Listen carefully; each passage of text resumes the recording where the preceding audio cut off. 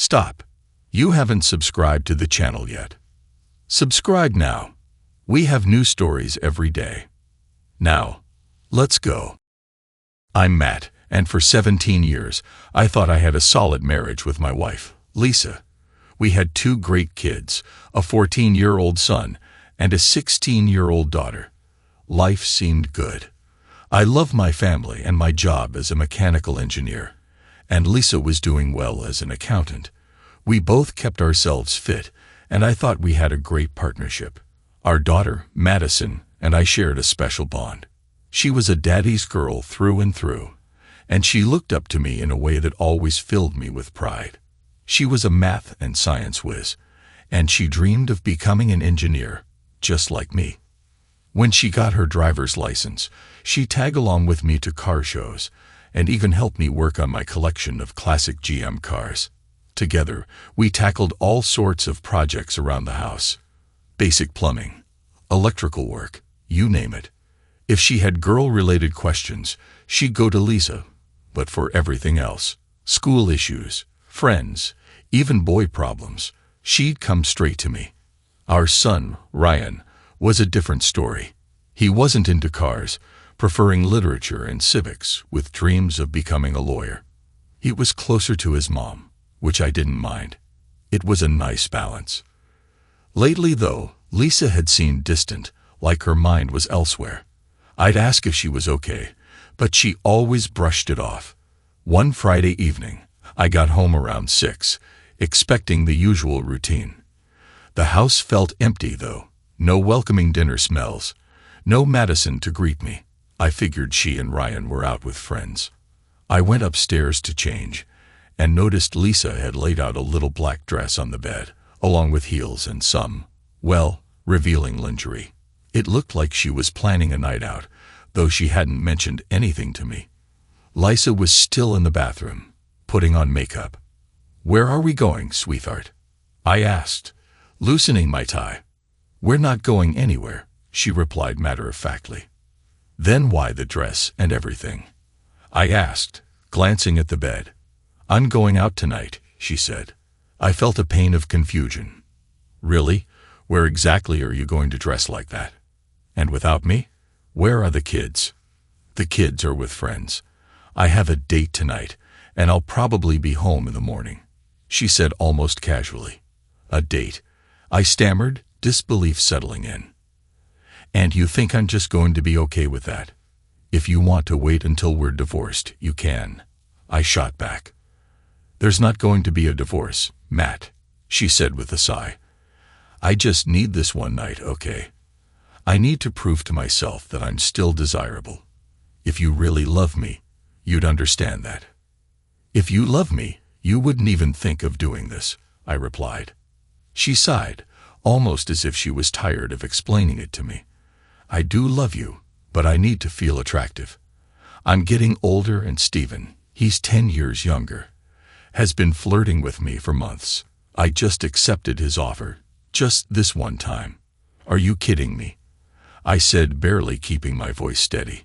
"After 17 years, you think you can just throw it all away for one night with some guy?" She laughed lightly, like I was overreacting. "It's just one night. I'll come back, and things will go back to the way they were. If you try to divorce me, though, I'll fight for everything. The house, the assets, custody. I'll make the kids dislike you if I have to."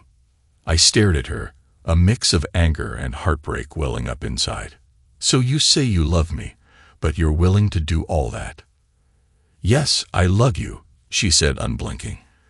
"But I need this, and if you try to stop me, I'll make it hard on you. Once it's over, we'll be fine. And what's to stop you from doing this again a few years down the line? Once you feel old again?" She shrugged.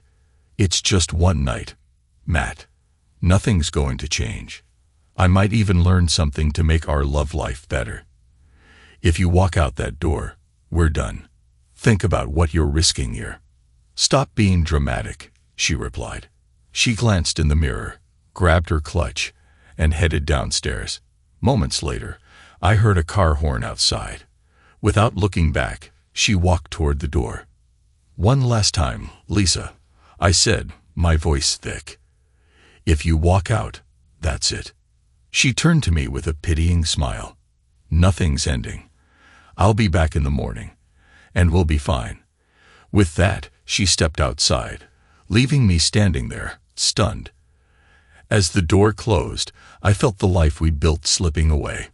I collapsed onto the couch, emotions crashing over me. We'd been together for so long, minus 20 years, if you count the engagement and the years of dating. I'd never seen this coming.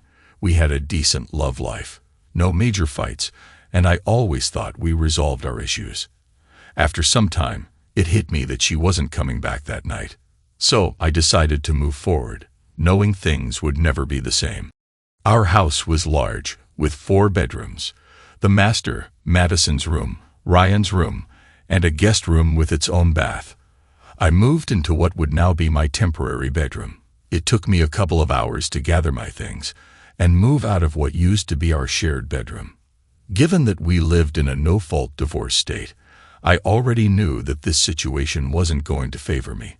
Divorce laws here are stacked against men. They tend to hand over the house, the kids, child support, and alimony to the wife, leaving the husband with the bills in a much slimmer future. After setting up my new room, I went to my home office to start managing our finances. I had a personal account that I used for buying Lisa gifts, so I transferred half of our joint checking and savings into it.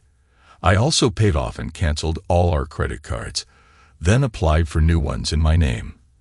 On Monday, I planned to redirect my direct deposits to this account and look into splitting up our investments. That night, I poured myself a glass of James Beam, but sleep didn't come easily. The bed felt empty, and my mind kept racing with regrets and what-ifs. Should I have done something to stop her? Should I have tracked down that guy and confronted him? Eventually, after a restless night, I broke. I got up, showered, threw on jeans and a t-shirt, and had breakfast alone. At around 9 in the morning, Lisa waltzed back into the house as if nothing had happened. "Good morning, honey. I'm home, just like I promised," she chirped with a bright smile. I didn't respond. Overnight, I'd come to realize I didn't deserve this level of disrespect. Trying to stop her last night would have only delayed the inevitable. She'd have just tried again. My love for her was quickly morphing into something darker, fueled by her dismissiveness, her threats, and her condescension. She called out, "Honey, where are you? I even tidied up before coming home, just for you." Then, spotting me in my office, she beamed. "Oh, there you are. I'm back, and now everything can go back to normal." She came over, arms wide, leaning in for a kiss. I pushed her back, my words cutting like steel. "Keep your lips off me. Who knows what they've been touching or where they've been?" Her eyes went wide with shock. I'd never spoken to her like that. Before she could say a word, I continued, "You need to get a full test and show me a notarized clean report before you even think of touching me again. And as for intimacy, I wouldn't go near you even with a 10-foot pole." Her shock shifted to anger. "You're still nursing that bruised ego. I'm going to our room for a nap. I had a long night. Hopefully, you'll be over this attitude by the time I wake up, and we can talk like adults." She spun on her heel and stormed off. I smirked, knowing she'd be back soon. Now, 5 minutes later, I heard her stomping back down the hallway. "What the hell did you do?" she shrieked. "Wear your clothes, your toiletries. What's going on?" Calmly, I replied, "I'm not sure what you mean. Everything is exactly where it's supposed to be." "No, it's not. I just checked. Your closet is empty. Your drawers are empty." "Maybe you're confused," I said evenly. "If you think of that room as our bedroom, that's your mistake. My things are in my new room now." Her face darkened. "We'll talk about this later. I'll give you a week to get over this tantrum.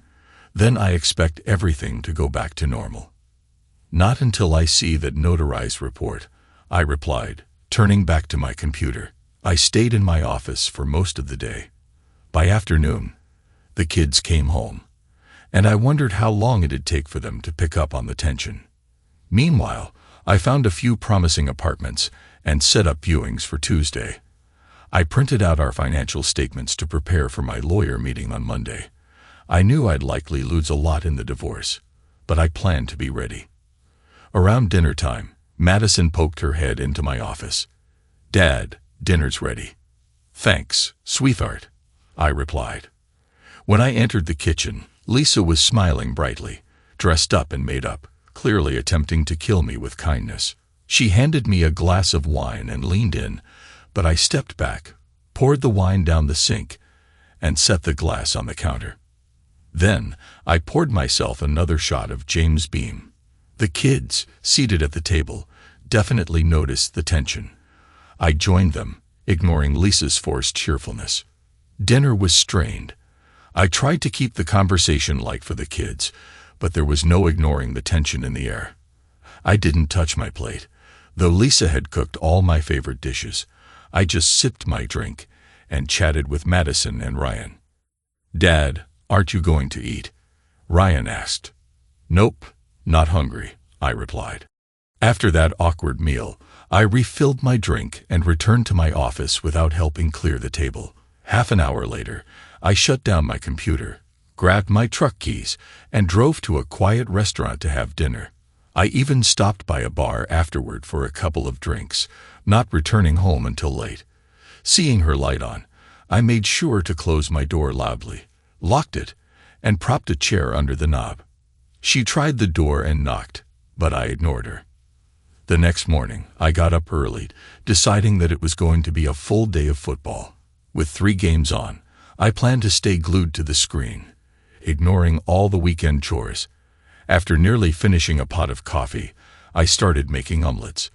Madison wandered in just as I was plating mine. "Hey, sweetheart," I said, "want an omelet?" "Sure, Dad, thanks," she replied, grabbing a glass of juice and settling at the table. After Madison finished her breakfast, Ryan came into the kitchen, and I promised to make his omelet next. Just as I was serving it up, Lisa entered, reaching for a coffee cup with a glare when she found the pot empty. "You couldn't leave me a cup?" she asked. "The pot's right there," I replied.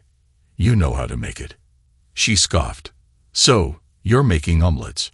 Already finished. Feel free to make yourself one," I said, slipping Ryan's omelet onto his plate. I'd used the last of the ingredients, put everything away, and left the kitchen. Around noon, I was in the living room, focused on the game, when Lisa came in with a plate and a beer. "I brought you lunch and a beer so you wouldn't miss anything," she said, all smiles. Without a word, I swept both off the table with my foot, watching her shocked expression as I walked to the kitchen for another beer. I left the mess for her to clean up. I didn't care about any stains. I wouldn't be living here much longer. "We need to discuss this," she began. "Shut up, the game's on," I said, still glued to the screen.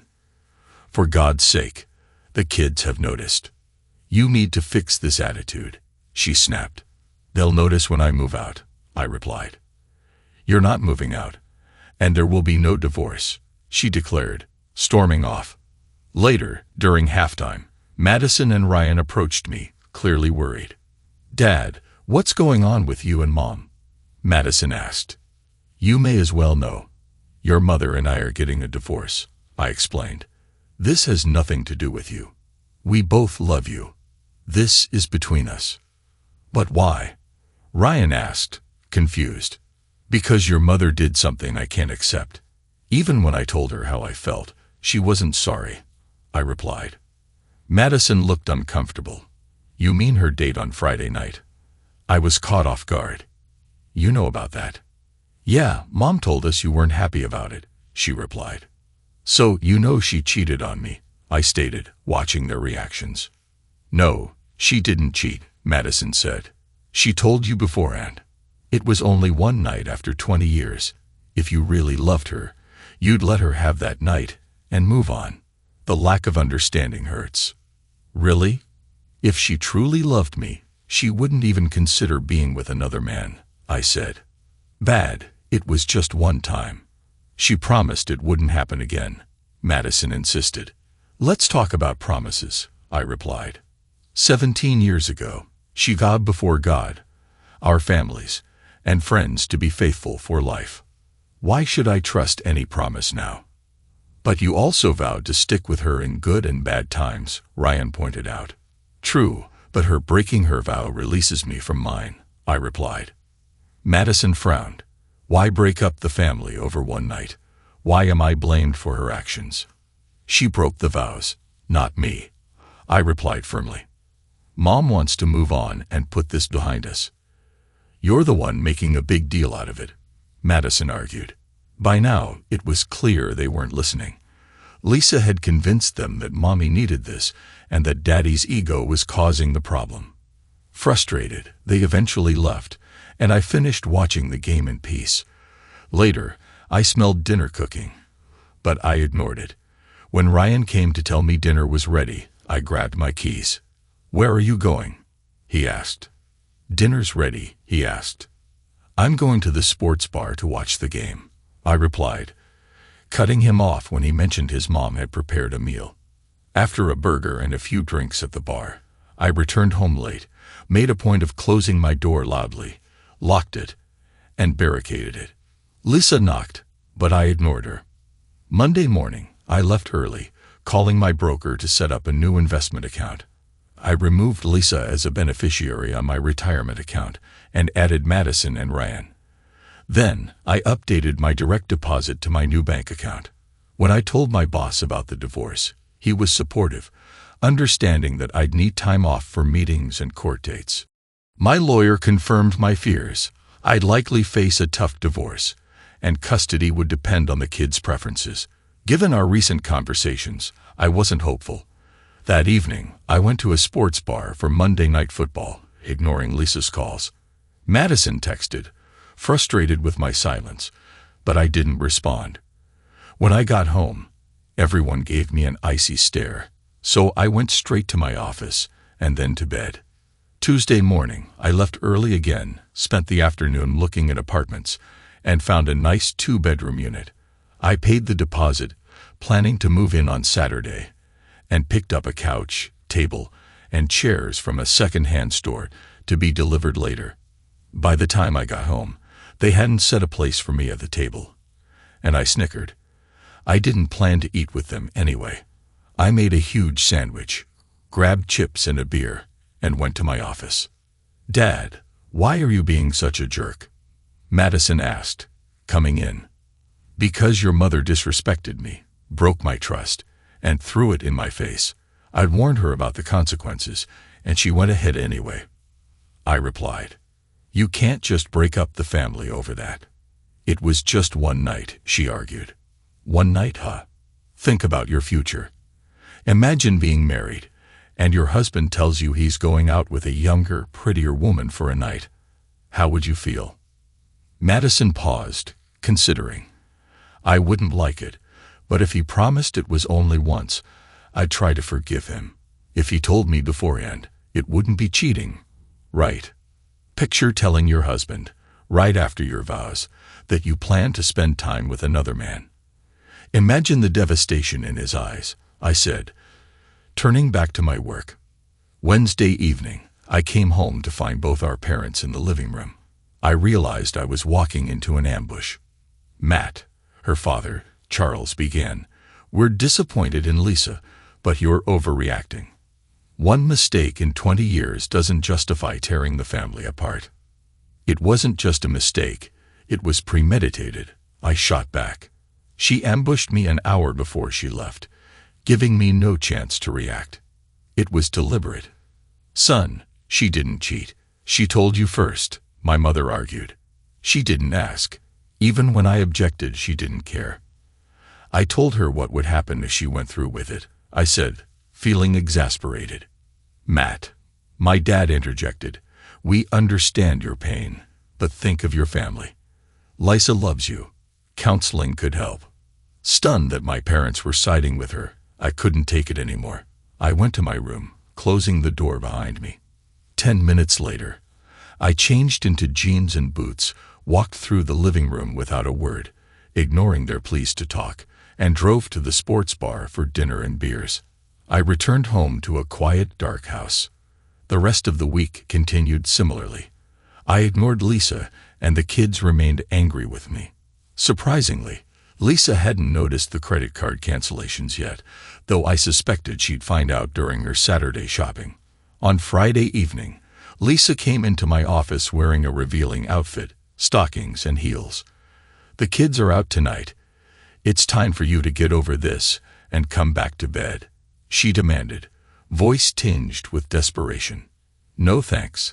I'm not touching you without proof you're disease-free," I replied coldly, not even glancing up. "Stop being ridiculous," she said, her voice filled with frustration. "I need you back." "Not interested," I replied, flipping another page in my book.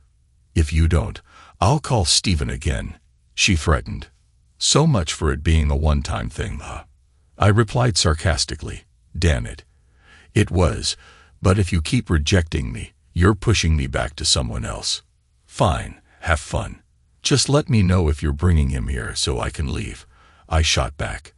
Half an hour later, I heard her car tires screech as she left. With the house empty, I packed up my things, disassembled the bed, and loaded everything into my truck, spending the night on the sofa in my office. The next morning, I picked up my apartment keys and moved in with help from my neighbors. When I returned to the house later, I packed up my office furniture and my recliner with the help of a neighbor's son. That evening, Madison called. "Dad, where are you?" she asked, sounding worried. "I'm at home, sweetheart," I replied calmly. "No, you're not. Your office is empty, the spare bedroom is empty, and your recliner's gone. Plus, your truck is missing." "You're right. I moved into an apartment.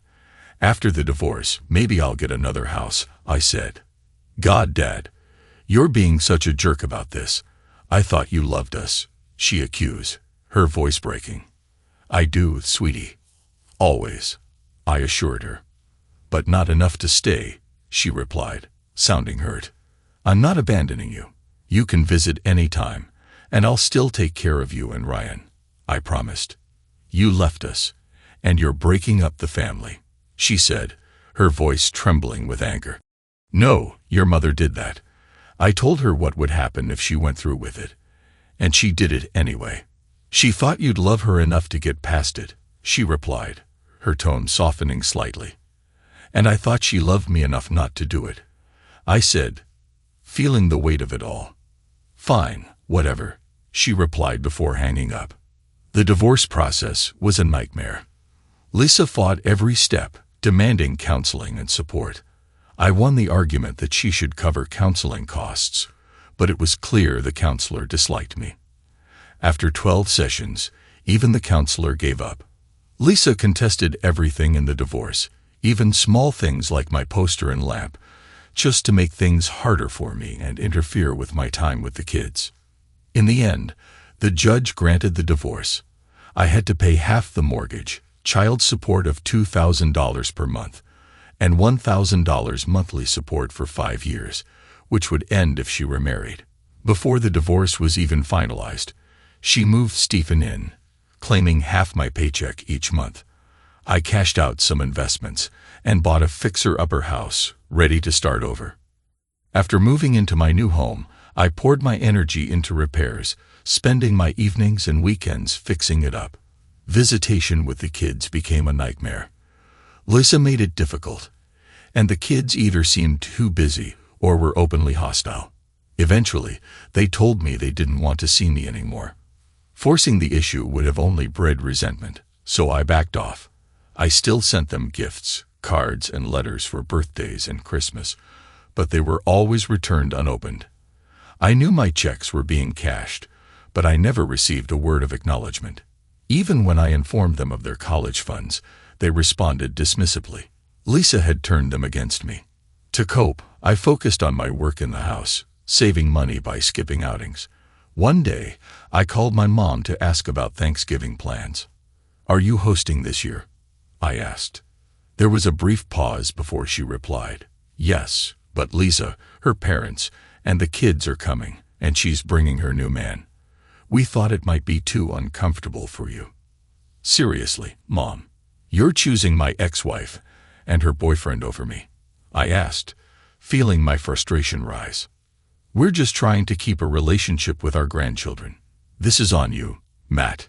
You should have done more to keep your family together," she said. "Fine, how about Christmas Eve? We'll be at Lisa's on Christmas Day." "Forget it. Consider me out of the family," I replied, ending the call. That Christmas Eve, I watched Die Hard alone, ignoring my mom's calls and texts, while the packages I'd sent to the kids came back, unopened as usual. 5 years later, I received a wedding announcement. Lisa had married Steve the weekend after my last support payment. With Ryan turning 18, my child support had ended as well. To celebrate, I got drunk. It felt like I had poured everything into that family, only to be discarded. Now that my obligations were over, I resolved to move on as best as I could, though one issue lingered. I was still responsible for half the mortgage, which would end when Ryan graduated, but my name was still on the deed. Lisa seemed to think the house was hers, but the divorce agreement had only granted her temporary residency until the kids finished high school. I was entitled to half the house's value. I reached out to my lawyer. When we divorced, the house was worth around $300,000, with $200,000 in equity. Now it had appreciated to about $500,000, with $450,000 in equity. With only $50,000 left on the mortgage, I knew the value was substantial, and I wanted my share. Besides, Lisa loved that house, so claiming half would hit a nerve, and it would repay me for years of mortgage and maintenance contributions. A week later, Lisa called. "Matt, what the hell is going on?" "Just working on my house. Surprised to hear from you. Why did a realtor show up with a listing contract?" she demanded. "Because both our names are on the deed, and she needs your signature for the sale." "I'm not selling. I love this house," she yelled. "Then when can I expect my check for half the equity? I got the house and the divorce." "No, you have to live there until Ryan graduates. Now we either sell it and split the proceeds, or you can buy out my half. I'm not giving you $100,000 for a house that's rightfully mine," she fumed. "Good thing I'm not asking for $100,000. The equity is now $450,000, so my half is $225,000. And with the furniture, let's round it to $250,000. "You're insane. I'm not giving you a dime." She hung up in fury, and I laughed, satisfied. 2 months later, a judge ruled in my favor. Lisa was ordered to pay court fees, my legal costs, and the buyout, which came to $275,000, since the house had appraised even higher than expected. Stephen ended up funding most of it, a decision that would come back to haunt him. I used the money to complete the renovations on my house and build a shop. With the extra funds, I bought a 1972 Chevy pickup in rough shape, mainly for the chassis. I stripped it down, cleaned it, and repainted it. The rear differential was in decent shape, but I rebuilt it anyway. The transmission was a Borg-Warner T10, a manual 4-speed, and I decided to go all out with the engine, installing a 427-bit block. I found one online, had it shipped, and tore it apart for machine work. After installing a forged crankshaft, 10-1 pistons, a heavy cam, and ported and polished heads, I added a blower, chrome valve covers, polished aluminum, and steel-braided hoses. My first test drive was intense. I floored it on the freeway, and the back tires lost traction instantly. Lesson learned. I applied the gas more carefully after that. A few weeks later, I entered a public car show for fun. I parked my '72 Chevy next to a '68 GTO owned by 2 redheads, a woman around my age and a teenager, presumably her daughter. No guy was with them, and I noted the older woman wasn't wearing a ring. "Good morning. I love your GTO," I said, breaking the ice. "Thanks. I like your truck too," she replied with a smile. "This is my first time showing it. I'm Matt." "I'm Joss, and this is my daughter Jane." We've done a few shows before. We spent most of the day chatting with other car enthusiasts. While I didn't win any awards, I had a great time.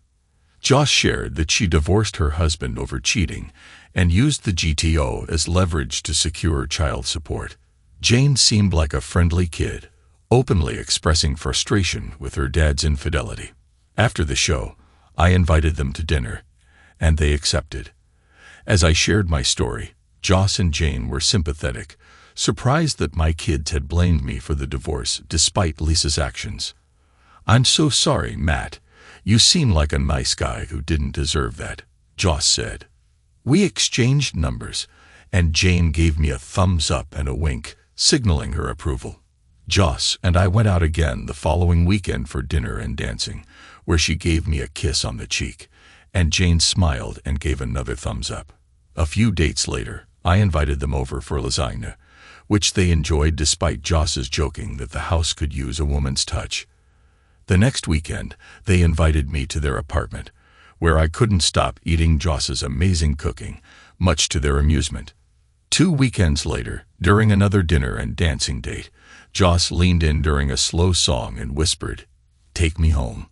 I pulled back, surprised, but she giggled and clarified, "To your home." Luckily, I had my regular truck that night. Once we got back, we spent the night together, and I cooked her breakfast the next morning. A few months later, I proposed, and she said yes. We had a simple courthouse wedding, and Joss and Jane moved in with me. Jane even started calling me Daddy. Life felt full again, though it wasn't perfect. We had disagreements, and Jane and I butted heads occasionally. She was still a teenager, after all, and I was a father figure now. But she respected me, and Joss loved me as much as I loved her. About a year later, I got an unexpected call from an unknown number. "Hello," I answered. "Dad," said an excited voice on the other end. "It's me, Madison. I have great news. I'm getting married." "It's good to hear from you, sweetheart. I'm happy for you," I replied, surprised. "I want you to come to the wedding," she said, though she quickly added, "But Stephen is paying for everything and will walk me down the aisle. You wouldn't sit in the front pew, but I'd really like you there." "Stephen," I repeated, trying to keep my voice steady. "You mean the man your mother cheated with?" "Yes, but look, Dad, I'm trying to reconnect here." "I want you there," she said, her voice softening. "I'm sorry, Madison, but I can't. Your mother's choices tore our family apart. You still think she did nothing wrong, but you're asking me to stand by while another man takes my place on your big day." "Fine," she snapped. "Don't expect to see your grandkids then. If you're raising them to think like you do, maybe it's for the best." "Mom was right. You're such a jerk," she shouted before hanging up. That was the last I heard from my daughter. She left me voicemails and texts, but I deleted them. Her olive branch was an insult. She'd made her choice years ago. The chance of rebuilding a relationship with her or Ryan was gone, and though it hurt, I couldn't ignore how they had sided with their mother from the beginning. Setting my phone aside, I got back to work on a '63 Chevy pickup, a more modest project with a 350 engine upgrade. I didn't notice that Jane had picked up my phone, or that she was even home. Meanwhile, Madison's perspective had shifted. She was hurt that I hadn't invited her to my wedding, surprised to learn I'd remarried, and even gained a new daughter in Jane. Memories flooded back. She recalled wanting to live with me initially, but feeling pressured by her mother's claims that she only needed one night to feel young again. Jane's words had stung her, and she felt torn, reflecting on how things might have been different. Back home, Madison confided in her mother and grandmothers, who were disheartened that I wouldn't attend the wedding. "I thought Dad would have gotten over his stubbornness by now," she said, recalling her efforts to reconcile with him. But her recent discovery that she had a stepsister came as an even bigger surprise. Apparently, Dad remarried and adopted a girl named Jane. She called me after Dad hung up and was incredibly rude, even going as far as to thank my mom for being stupid enough to let him go so she could have a great dad. Her family was taken aback. Matt got married, and we weren't invited. Grandma whispered, clearly shaken by the news. Finally, the day of Madison's wedding arrived. Although she felt a pain of sadness knowing her dad wouldn't be there, she brushed it off, determined to enjoy her big day. She had reached out, and he had rejected her. As she walked up the aisle with Stephen, surrounded by friends and family, she was overwhelmed with joy. Ryan was standing beside her groom, Alan, as a groomsman. Tears filled her eyes as she locked onto Alan's smile. When Stephen lifted her veil, kissed her cheek, and handed her to Alan, the minister asked, "Who gives this bride away?" "Her mother and I do," Stephen proudly responded. Something felt off, but Madison pushed it aside as she gazed into Alan's eyes and began to repeat her vows. Then when it came to the line, "Forsaking all others," she hesitated, her mind filling with unexpected images of betrayal. She imagined Alan with someone else and the pain she'd feel if he ever betrayed her. Suddenly, she understood her father's hurt. The clarity was so sharp that she blurted out, "I understand now." Confused, Alan leaned forward. "What do you understand?" With newfound conviction, she answered, "Absolutely everything." Then with a serious tone, she asked, "Alan, do you really love me?" "Of course I love you." "Why are you asking?" "Because I can't marry you today, not until I make things right with my dad," she explained, her voice trembling slightly. "What's wrong, Madison?" he asked, his concern growing. "I love you, and I will marry you," she assured him, "but not today. We need to fix things first." She turned to the guests and made an announcement. "I'm sorry, everyone, but I can't go through with this today. Please enjoy the reception. It's all paid for, thanks to Stephen." She grabbed Alan's hand, heading back down the aisle. Her mother and Stephen quickly stepped in front of her, blocking her exit. "Madison, what are you doing?" Lisa asked, her tone sharp.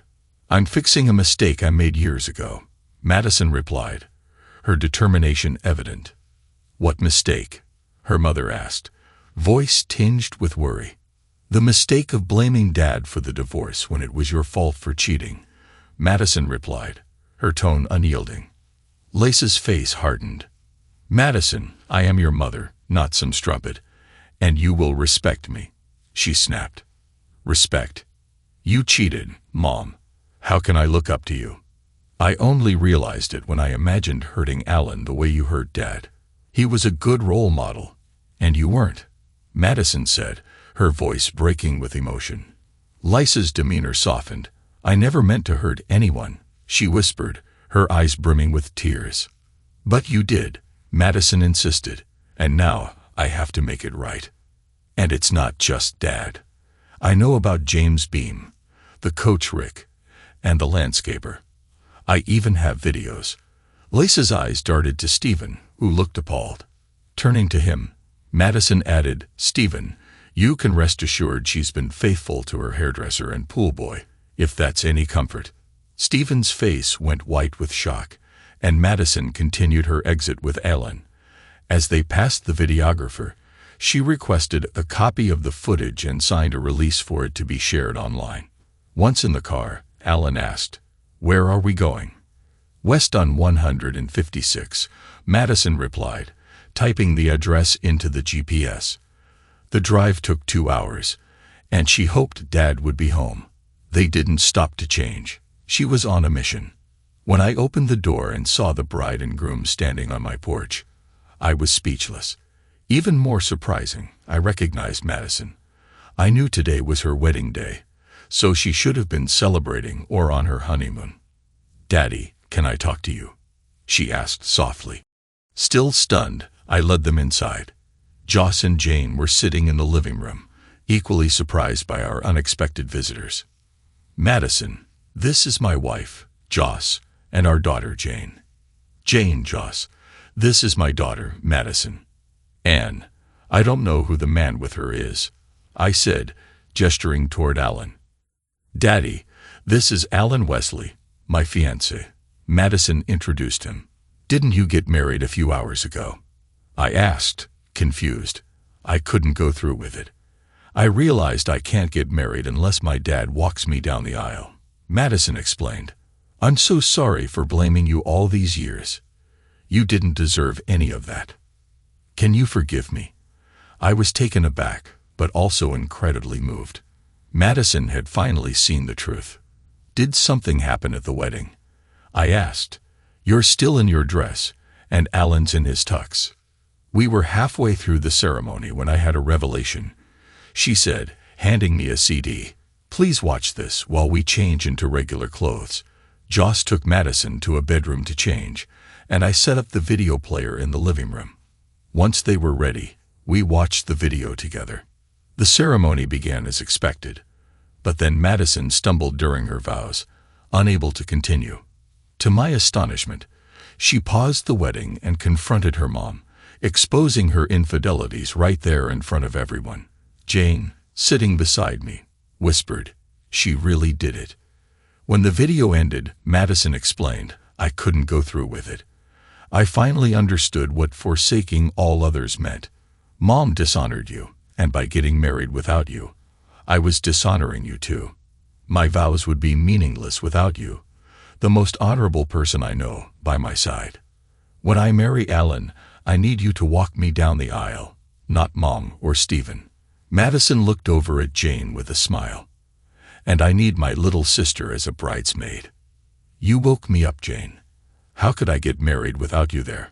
I was overwhelmed. We talked for hours, catching up and working through years of misunderstandings. Unknown to me, Jane had reached out to Madison earlier, planting the seeds that led her here. When it got late, I offered Madison and Alan the guest room for the night. Madison ignored the countless calls from her mother and Stephen, but stayed connected with friends. As the wedding reception went on, some guests took Madison up on her offer to enjoy the party on Stephen's dime. He tried to cancel everything, but it was too late, and he ended up sulking in a corner, drinking. Later, Ryan sent Madison a video of their mom trying to talk to Stephen, which ended with him angrily calling her a cheating strumpet. That relationship seemed over. Ryan also managed to cancel the flight and resort reservations for the honeymoon, though they still incurred a 20% cancellation fee. Since Madison and Alan had already arranged time off, they decided to stay with us for the week. It gave me a chance to reconnect with Madison and to get to know Alan, who turned out to be a solid guy with strong values. Though things were strained at first, largely because of the lies my ex and kids had told him, he warmed up to me after learning the truth and seeing my workshop. We set a new wedding day for the same venue the year later. This time, I would proudly walk Madison down the aisle. Joss and Jane were involved in the planning, and Madison and Alan updated everyone in the wedding party, except for Lisa and Stephen. Over the next few months, Madison and I rebuilt our relationship. I got to know Alan better as we attended car shows together, showing off Joss's GTO, my '72 Chevy truck, Alan's Challenger, and Jane's '74 Firebird.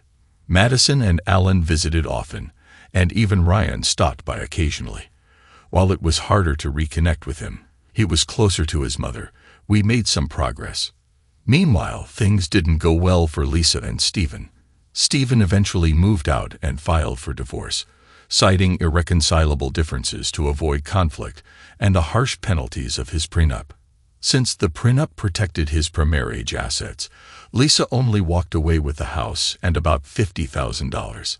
Stephen couldn't prove he had used his own money to buy my share of the house, so with his name off the title, he ended up paying off a business loan with nothing to show for it. He couldn't refile under infidelity grounds in time, so Lisa walked away with a fraction of what she'd hoped for. Word of Lisa's affairs spread, tarnishing her reputation in the community. Her social standing took a dive as friends distanced themselves, and her invitations to parties, charity events, and other gatherings dried up. Financially, she struggled, relying solely on Stephen's money, which quickly ran out. Stephen learned an expensive lesson, losing thousands on the buyout of my half of the house, another $28,000 on the failed wedding, and $50,000 in the divorce.